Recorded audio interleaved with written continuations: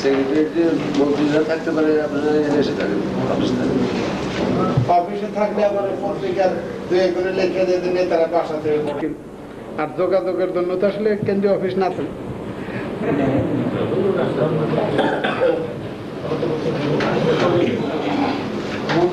দেখলাম মেলা দিন পরে মনে হয় আপনি এখন নিয়ম করে দিবেন। বাড়িতে উঠে গেছে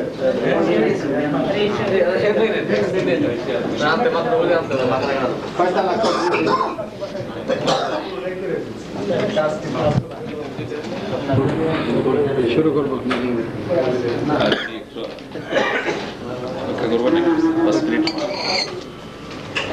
একটু সাংবাদিকদের সাথে কোন কোন পত্রিকা যে একটা বাদ আছে কিনা একটু পত্রিকা সবই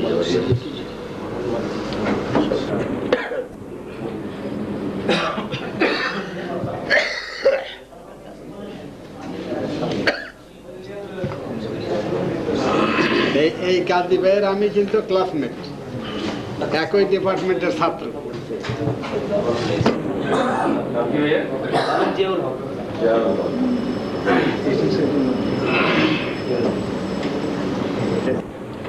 আর একবার কষ্ট দেওয়ার জন্য সেক্রেটারি জেনারেলের পক্ষ থেকে দাওয়াত দেওয়া হয়েছে। ফর্মালি কথা শুরু করার আগে আমি এখানে আমাদের নেতৃবৃন্দ যারা আছেন তাদেরকে একটু পরিচয় করিয়ে দিচ্ছি। এই লাইনে সবচেয়ে ডাইনে যিনি বসা আছেন তিনি অধ্যাপক মুজিবুর রহমান। জামাতের 1986 সালে যে 10 জন এমপি ছিলেন তাদের সেই পার্লামেন্টারি পার্টির লিডার ছিলেন তিনি, এবং তারই নেতৃত্বে 3রা ডিসেম্বর 87 পদত্যাগ করা হয়েছিল। এরপরে আছেন জনাব মকবুল আহমদ, আমাদের অ্যাসিস্ট্যান্ট সেক্রেটারি জেনারেলদের মধ্যে একজন। এরপরে প্রফেসর ইউসুফ আলী সাহেব, উনিও অ্যাসিস্ট্যান্ট সেক্রেটারি জেনারেল। তারপরে তো সেক্রেটারি জেনারেল বসা আছেন মাওলানা মতিউর রহমান নিজামী। আমার ডাইনে বসা আছেন জনাব আলী হাসান মোহাম্মদ মুজাহিদ, তিনিও অ্যাসিস্ট্যান্ট সেক্রেটারি জেনারেল। আর আমি তো আলহামদুলিল্লাহ আজকে 4 উপস্থিত আছি। এরপরে তার ডাইনে আছেন ঢাকা মহানগরে আমির এটিএম আজহারুল ইসলাম, তার সভাপতিত্বে আমরা সমানে মানে বাইতুল মুকাররম উত্তর গেট থেকে শুরু করে ঢাকা মহানগরের বিভিন্ন জায়গায় বক্তৃতার বিবৃতি থেকে শুরু করে কাজ করছি। এরপরে আমাদের আছেন জনাব নাজির আহমদ, বাড়ি বগুড়ায়, জামাতের রুকন এবং বেশ পুরানা লোক জামাতের সাথে আছেন। উনি আমাদের অনেকেরই মুরব্বী এখানে। তো এখন আপনাদেরও একটু পরিচয় হলে, আমাদের লিডার অনেকে থাকতে পারেন না অনেক সময় না বিভিন্ন বইটি যদি মোল্লা সাহেবের নিজের জানা থাকে বলে দিতে পারেন, কিন্তু আমাদের কষ্ট তো একটা জাস্ট সিগনেচার বলে বোঝা যাবে কি। তা আমি এখন রাজনীতির সর্বশেষ পরিস্থিতি এবং আমাদের আন্দোলনের অবস্থান সংক্রান্ত ব্যাপারে মাননীয় সেক্রেটারি জেনারেল এবং সংসদীয় দলের প্রাক্তন নেতা মাওলানা মতিউর রহমান নিজামীকে তার বক্তব্য পেশ করার জন্য অনুরোধ করছি। আলহামদুলিল্লাহ রাব্বিল আলামিন, আসসালামু আলা সাইয়্যিদিল মুরসালিন ওয়া আলা আলিহি ওয়া সাহবিহি। প্রিয় সাংবাদিক বন্ধুগণ, আসসালামু আলাইকুম ওয়া রাহমাতুল্লাহি ওয়া বারাকাতুহু। আমরা সংসদে থাকতে প্রেস ব্রিফিং দিয়ে অভ্যস্ত হয়েছিলাম, সেখানে লিখিত কোনো স্টেটমেন্ট আপনাদের সামনে দেইনি। ফরমাল সাংবাদিক সম্মেলনে লিখিত স্টেটমেন্টই দেওয়া হয়, কিন্তু আমরা ওই প্রেস ব্রিফিংয়ের অভ্যাসটাই চালু রাখার চেষ্টা করছি। মাঝে মধ্যেই এভাবে আপনাদেরকে কষ্ট দিতে হবে, আন্দোলন যে পর্যায়ে আসছে। আজকে দেশে একটা রাজনৈতিক অস্থিরতা, অনিশ্চয়তা জনমনে কিছুটা অস্বস্তি এবং আতঙ্ক সৃষ্টি করেছে। অথচ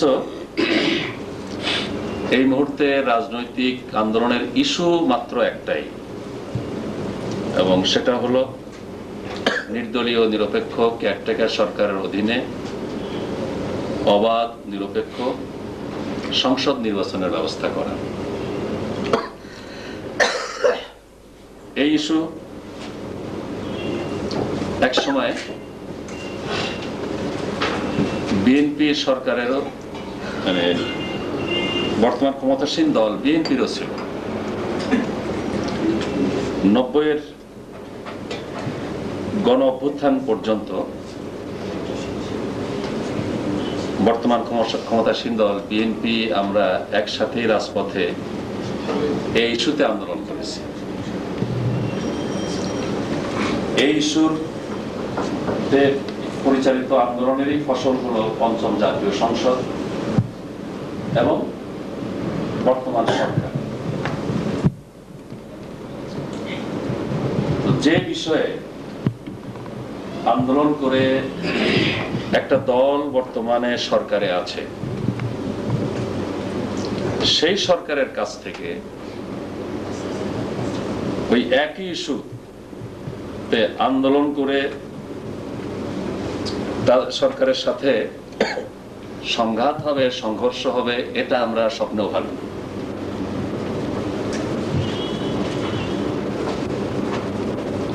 বাংলাদেশের রাজনৈতিক ইতিহাসে একটা বাস্তব সত্য হিসেবে প্রতিষ্ঠিত যে নির্দলীয় নিরপেক্ষ কেয়ারটেকার সরকার ছাড়া এখানে অবাধ নিরপেক্ষ নির্বাচন হতে পারে না। দলীয় সরকার ক্ষমতায় থেকে নির্বাচন যে কয়টা হয়েছে কোনো একটাও অবাধ নিরপেক্ষ হয়। দেশের ইতিহাসে নির্বাচন একটাই ফেয়ার হয়েছে, যেটা নির্দলীয় নিরপেক্ষ সরকারের অধীনে হয়েছে। এই বাস্তবতার অনিবার্য দাবি ছিল যে পঞ্চম জাতীয় সংসদের যাত্রা লগ্নেই 91-এর মডেলে যাতে ভবিষ্যতে নির্বাচন হতে পারে এর সাংবিধানিক ব্যবস্থা করা। এই দায়িত্ব অনুভূতি নিয়েই আমরা পঞ্চম জাতীয় সংসদের দ্বিতীয় অধিবেশনে নির্দলীয় নিরপেক্ষ কেয়ারটেকার সরকারের অধীনে নির্বাচনের ব্যবস্থার দাবি জানিয়ে বিল পেশ করেছিলাম। দ্বাদশ সংশোধনী যে সময় পাশ হলো, সেই সময় সরকারি দলের একটা বিল ছিল, আওয়ামী লীগের একটা বিল ছিল, আমাদের একটা বিল ছিল। আমাদের বিলের মধ্যে কেয়ারটেকারের প্রভিশন ছিল। সংসদীয় কমিটি যে দ্বাদশ সংশোধনী বিল চূড়ান্ত করে, সেখানে আমাদের প্রতিনিধির পক্ষ থেকে কেয়ারটেকারের প্রভিশন রাখার জন্য দাবি জানানো হয়েছে। এটা ভিন্ন কথা, সেই সময় হয়নি। কিন্তু এরপর থেকে আমরা সংসদীয় গণতন্ত্রের উত্তরণের পর আবার নতুন আঙ্গিকে কেয়ারটেকারের বিল সাবমিট করেছিলাম, এবং প্রতিটি সংসদ অধিবেশনে এই বিল আমরা পার্সু করেছি। এই বিলকে নিয়ে অনির্ধারিত বিতর্ক হয়েছে। এই বিতর্কে সরকারি দলের সাথে যখন আমরা জড়িয়ে পড়েছি, তখন বিরোধী দলের অন্যান্য সংসদ সদস্যরা কেয়ারটেকারের সপক্ষে কথা বলেছেন, নৈতিক সমর্থন দিয়েছেন। এই কারণেই সম্ভবত সরকার মনে করেছিল, যদিও জামাত ইসলামের মাত্র 20 জন সংসদ সদস্য একটা বিল দিয়েছে, কিন্তু এই বিলের মেরিট এমন, এই বিল সংসদে উত্থাপিত হলে বিরোধী দলের সকলেই সমর্থন করবে। এই কারণেই অত্যন্ত চাতুর্যের সাথে বিলটি পার্লামেন্টে আলোচনার জন্য আসতে দেওয়া হয়নি। আজকে যখন সরকারের হঠকারিতা, গোয়ার্তুমি এবং অরাজনীতিসুলভ আচরণের কারণে সংসদের ইস্যু রাজপথে এসেছে এবং একটা সাংঘর্ষিক পরিস্থিতি সৃষ্টি করা হয়েছে, তখন আমাকে অত্যন্ত দুঃখের সাথে, পরিতাপের সাথে বলতে হচ্ছে যে আমরা সংসদীয় গণতন্ত্রের উত্তরণের পর সংসদকেই সবকিছুর কেন্দ্রবিন্দু হিসেবে দেখতে চেয়েছিলাম, এবং পঞ্চম জাতীয় সংসদ যে কেয়ারটেকার অধীনে নির্বাচনের ফসল, এই সংসদে আমরা সংসদীয় পদ্ধতিতেই, সংসদীয় রীতিনীতির অনুসরণ করে কেয়ারটেকারের ব্যবস্থাটা পেতে চেয়েছিলাম। যদি ইস্যুটি সংসদে আলোচনার সুযোগ দেওয়া হতো তাহলে হয়তোবা ইতিহাস ভিন্ন হতো। কিন্তু দুঃখজনক হলো এটা সত্য যে এই পঞ্চম জাতীয় সংসদ 3 বছর পূর্ণাঙ্গ রূপ নিয়ে চলেছে। 94 মার্চ থেকে 9 মাস সংসদ বর্জন অব্যাহত বর্জন চলেছে। 94-28 ডিসেম্বর থেকে 147 জন পদত্যাগ করেছে। সংবিধান অনুযায়ী পদত্যাগপত্র গ্রহণ আর প্রত্যাখ্যানের কোনো সুযোগ নেই। অতএব 24 নভেম্বর পর্যন্ত যে সংসদের আয়ুষ্কাল ধরে রাখা হলো, এর মধ্যে বলতে গেলে 20 মাস এই সংসদ একটা পঙ্গু সংসদ হিসেবে ফাংশন করেছে। এবং এজন্য বর্তমান সরকারের নেতৃত্বের সিদ্ধান্তহীনতা, অরাজনীতিসুলভ আচরণ, হঠকারিতা, গোয়ার্তুমি দায়ী, একথা বলতে আমার দ্বিধা নেই। সংসদ থেকে পদত্যাগ, সংসদ সদস্যরা পদত্যাগ করেছে ভোটাধিকারের দাবিতে, এবং এই পদত্যাগ শতকরা 100% জাস্টিফাইড। আমরা সংসদে গিয়েছিলাম জনগণের ভোটে এবং ভোটাধিকার আন্দোলনের পটভূমিতে। 9 বছর ভোটাধিকার প্রতিষ্ঠার জন্য আন্দোলন করে জনগণের ভোটাধিকার প্রতিষ্ঠিত করে আমরা পার্লামেন্টে গিয়েছিলাম। জনগণের সেই ভোটাধিকার অক্ষুণ্ণ রাখার দাবিতে আনিত বিল যখন পার্লামেন্টে আলোচনারই সুযোগ হলো না, তখন সেই সংসদে থাকার আর প্রযুক্তিকতা ছিল না। আপনারা জানেন, সংসদের থেকে পদত্যাগ করা সংসদ সদস্যের জন্য এটা ম্যাক্সিমাম স্যাক্রিফাইস। এরপর দীর্ঘ 8 মাস বিরোধী দলের পক্ষ থেকে ভায়োলেন্ট কোনো কর্মসূচি দেওয়া হয়নি। এমনকি নন ভায়োলেন্ট যে কর্মসূচিগুলো স্বীকৃত গোটা দুনিয়ায়, হরতাল, অবরোধ, এই ধরনের কর্মসূচিও দেওয়া হয়নি। আমাদের একটা ধারণা ছিল সংসদীয় গণতন্ত্রের প্রতি বিএনপির যদি ন্যূনতম শ্রদ্ধাবোধ থাকে, আস্থা থাকে, তাহলে এভাবে পঙ্গু সংসদ নিয়ে অগ্রসর হবে না, তাদেরকে একটা রাজনৈতিক সমঝোতায় আসতে হবে। কিন্তু বিএনপি সংসদ থেকে পদত্যাগের প্রেক্ষিতে সৃষ্ট রাজনৈতিক সংকট হিসেবে মূল্যায়ন না করে তাদের জন্য একটা মহা সুযোগ হিসেবে গ্রহণ করে এবং যেন তেন প্রকারে সংসদ পরিচালনা এবং জাতীয় সম্পদ লুটপাটের একটা সুবর্ণ সুযোগ হিসেবে গ্রহণ করে সেপ্টেম্বর থেকে আবার আমরা আন্দোলনে যেতে বাধ্য হই।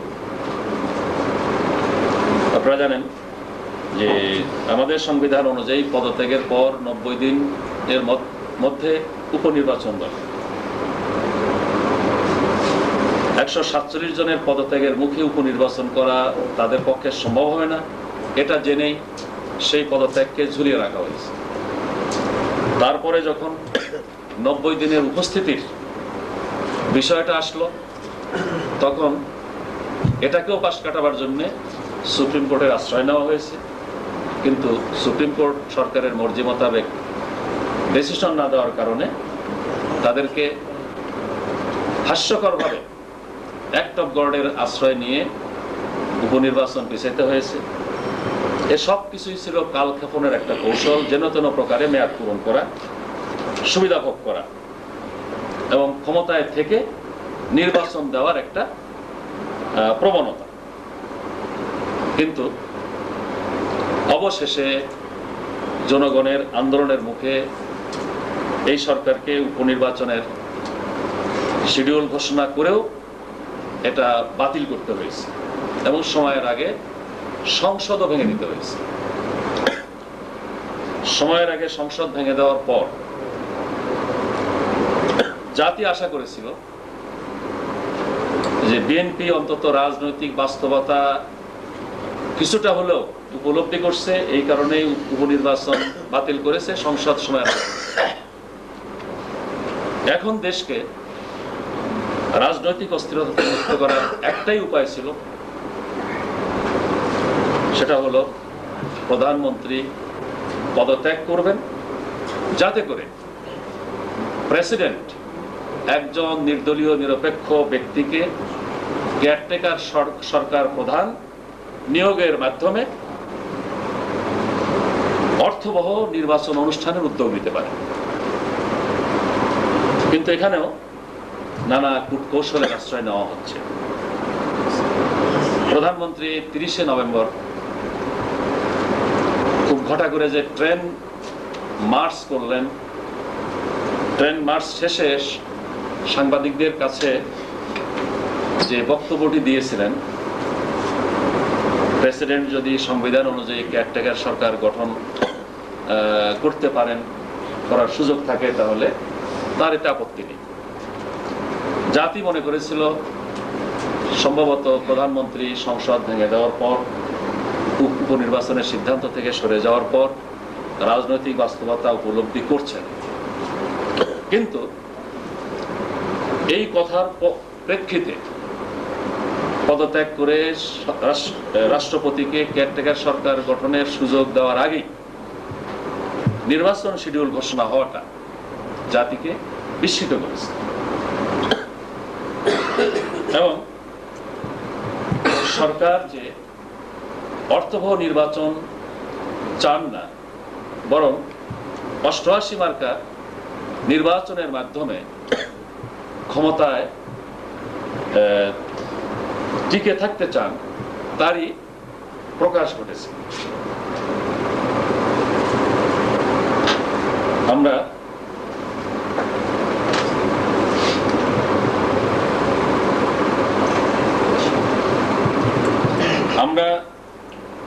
বারবার বলেছি যে অর্থবহ নির্বাচন করতে হলে সকল বিরোধী দলকে বা বাংলাদেশের পরিচিত প্রতিষ্ঠিত সকল রাজনৈতিক দলকে নির্বাচনে অংশগ্রহণ করার পরিবেশ দিতে হবে, এবং সেটা নির্দলীয় নিরপেক্ষ কেয়ারটেকার সরকারের দাবি মানা ছাড়া সম্ভব নয়। এই বাস্তবতা উপলব্ধি না করাটা দুঃখজনক।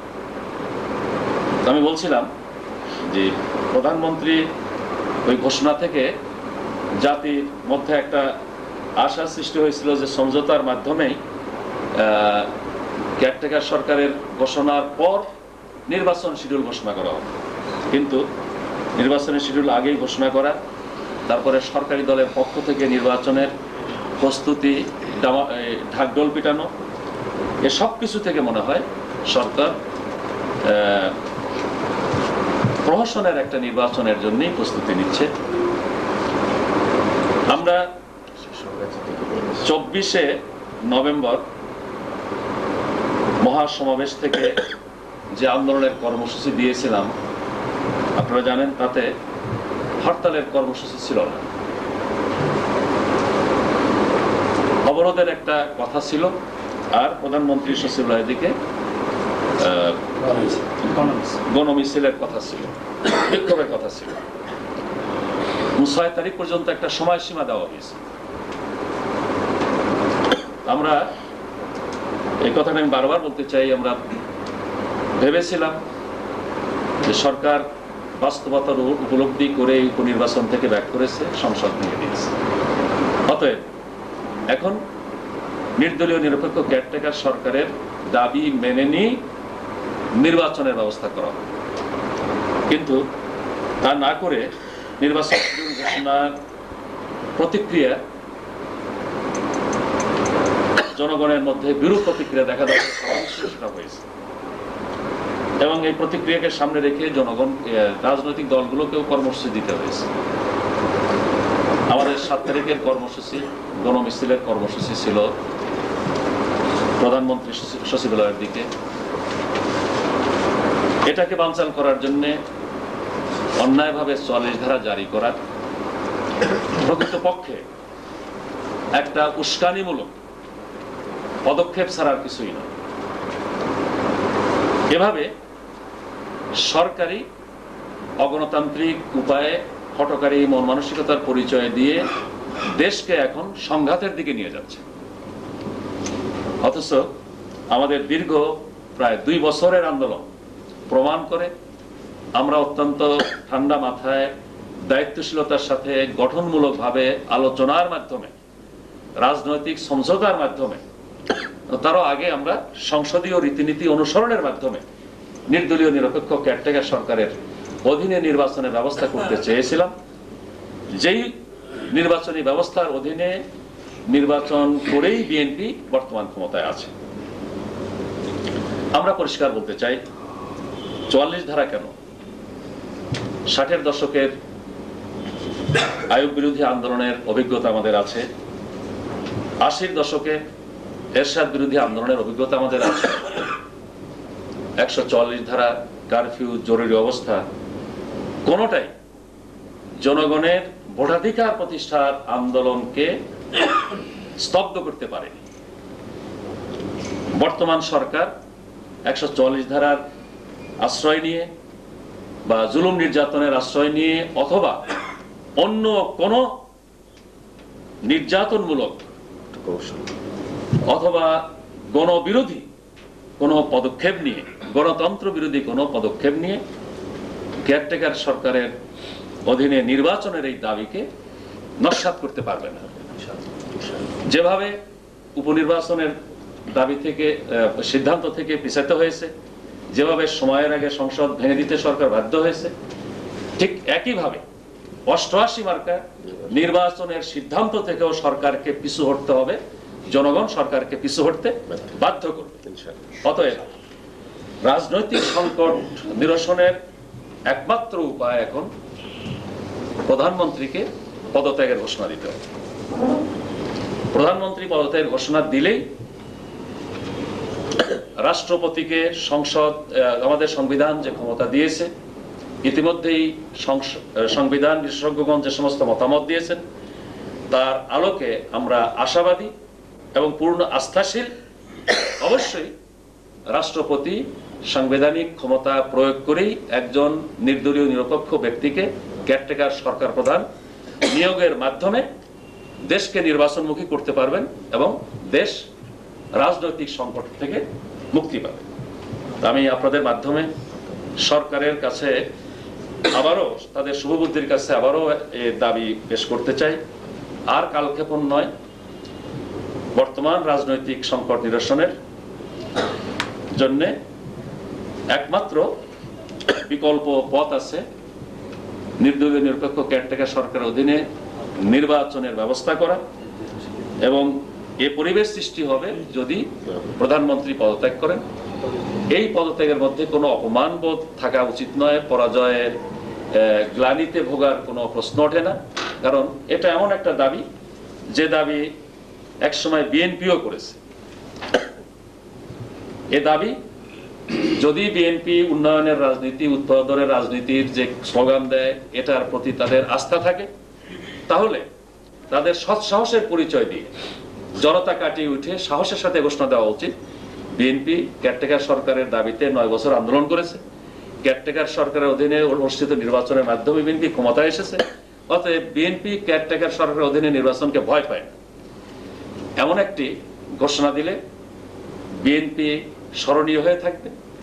আর এই রকম ঘোষণা দেওয়াকে যদি পরাজয় মনে করে, তারা আত্মগ্লানিতে ভোগে আর হঠকারিতা পরিহার করতে সক্ষম না হয়, তাহলে পরিণতির জন্য তারা যে ভয়াবহ পরিণতি আমরা সামনে দেখছি, এর 16 আনা দায়িত্ব বিএনপিকে বহন করতে হবে। তাই আমি আবারও সরকারকে সকল অহমিকাবোধ এবং জয় পরাজয়ের আত্মগ্লানি পরিহার করে সাহসী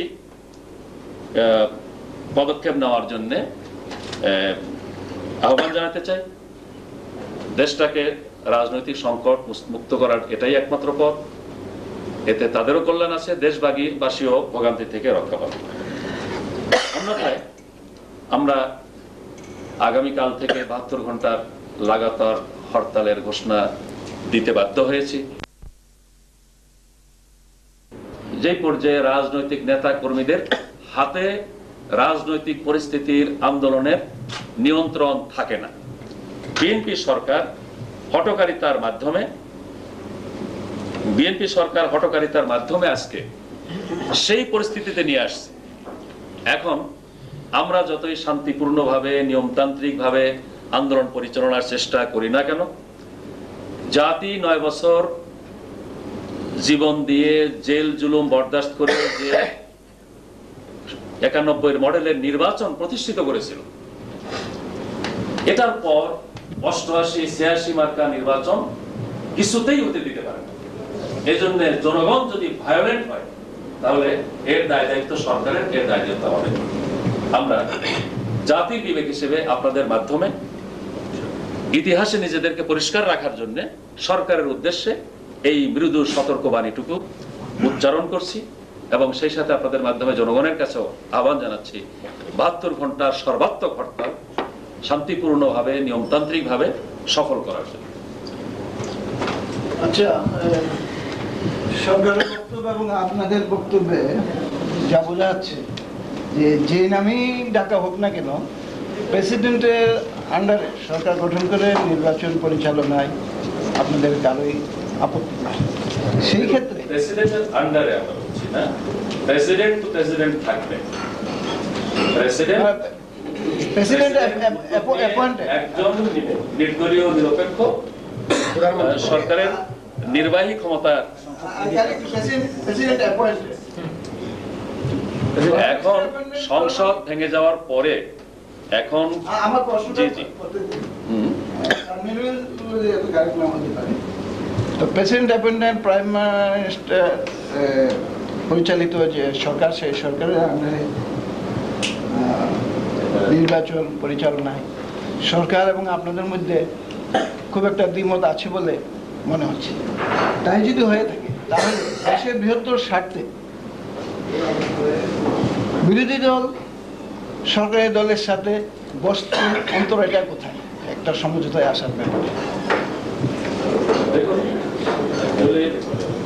সরকারের পক্ষ থেকে অর্থবহ রাজনৈতিক ডায়ালগের উদ্যোগ নেওয়া হয়েছে এটা আমাদের জানা নেই।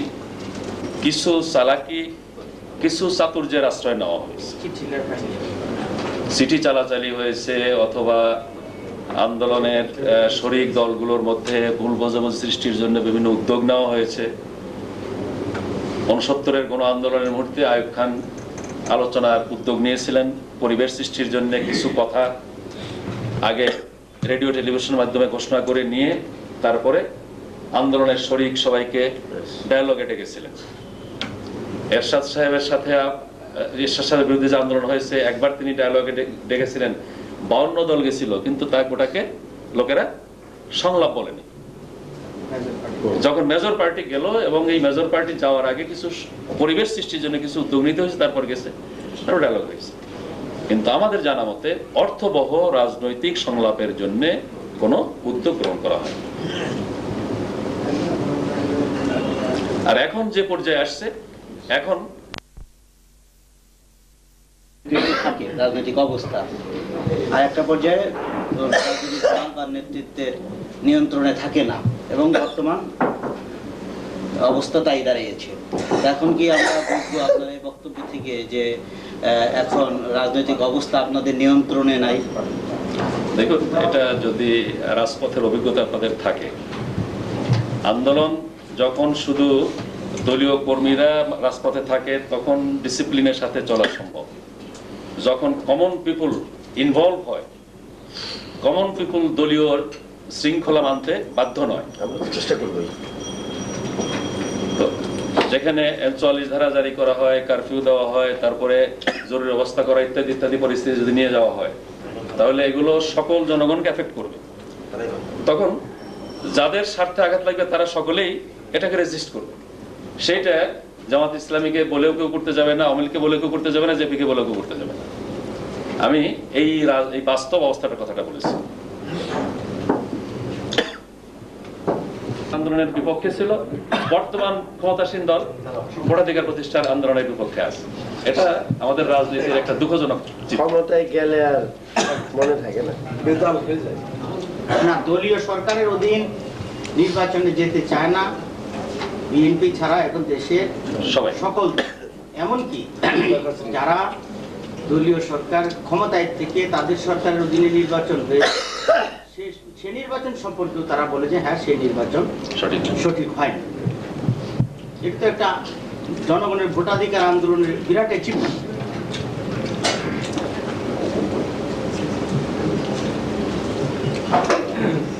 যদি 90 দিনের মধ্যে ইলেকশন না হয়, সাংবিধানিক যে একটা সংকট দেখা দেবে, সেটা কিভাবে উত্তরণ করা হবে? এই দায়টা একটু সরকারকে বহন করতে হবে। সরকারের উচিত, তারা তো সংবিধান করছে, কাজেই সংবিধান অনুযায়ী সংবিধানের সময়সীমার মধ্যে যদি নির্বাচন হতে পারে তার জন্য বাস্তব পদক্ষেপ নেওয়া সরকারের দায়িত্ব। সরকারি দায়িত্ব। দেখি এবার সংবিধান রক্ষা করার জন্য সরকার কি করে। আচ্ছা, সংবিধান অনেকেই এই জিনিসটা বলছে দেখুন যে